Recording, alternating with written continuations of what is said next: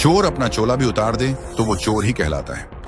आज हम आपको कांग्रेस के वोट चोरी का वो सबूत आपको दिखाएंगे जो खुद कांग्रेस के नेताओं ने अपने मुंह से कबूल की है।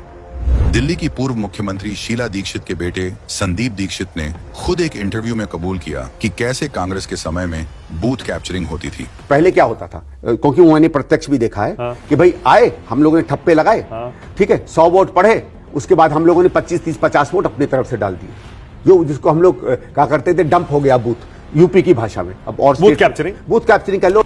जब तक इनकी सरकार बनती रही, चुनाव आयोग सही था, लेकिन जैसे ही किसी और की बनी, चुनाव आयोग चोर हो गया। खटाखट वोट चोरी चिल्लाने वाले शहजादे के पिता राजीव गांधी ने तो वोट चोरी में नया रिकॉर्ड बना दिया था, और ये बात खुद कांग्रेस नेता शशि थरूर ने भी माना। कांग्रेस नेता ने क्या कहा, खुद सुन लीजिए। 87 के चुनाव एक बहुत बड़ी गलती थे और उन्हें धांधली से कराया गया था, इसमें कोई शक नहीं, और निस्संदेह ये उन बड़ी गलतियों में से एक था। पूर्व कांग्रेस नेता कीर्ति आजाद ने भी बड़े गर्व से यह कबूल किया था कि कांग्रेस के जमाने में बूथ लूटे जाते थे, तो उन्हें इस बात को मानने में कोई दिक्कत नहीं है।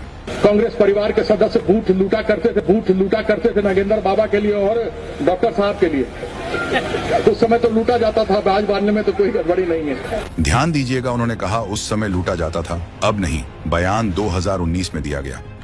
ऐसे में शहजादे की बात पे कौन विश्वास करेगा?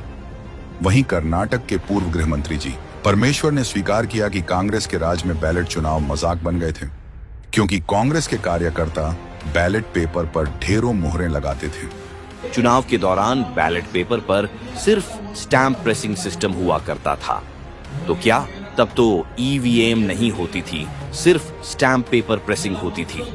1-2 लोग खुद ही सारे वोट प्रेस कर देते थे। इतना ही नहीं, हाल ही के सालों में कांग्रेस का वोट चोरी का खेल बार बार पकड़ा गया है। 2018 में कांग्रेस विधायक के घर से नकली वोटर आईडी कार्ड बरामद हुए। 2022 में एक पूर्व कांग्रेस नेता फर्जी आईडी के केस में धराया।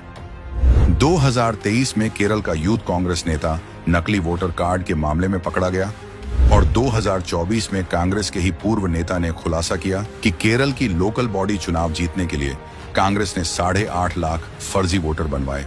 उन्होंने रेवंत रेड्डी पर भी दोष लगाया, जिसे कांग्रेस ने तेलंगाना का सीएम बना दिया। ये सब देखकर नतीजा बिल्कुल साफ है। भारत का असली ओरिजिनल वोट चोर कोई और नहीं बल्कि कांग्रेस ही है। वैसे भी चोर ही बाजार में खड़े होकर दूसरों पर चोरी का इल्जाम लगाता है, क्योंकि सिर्फ उसे ही मालूम होता है कि चोरी हुई है। नाम बदला है, नियत नहीं। महाठगबंधन की जरूरत नहीं। आज ही लें संकल्प।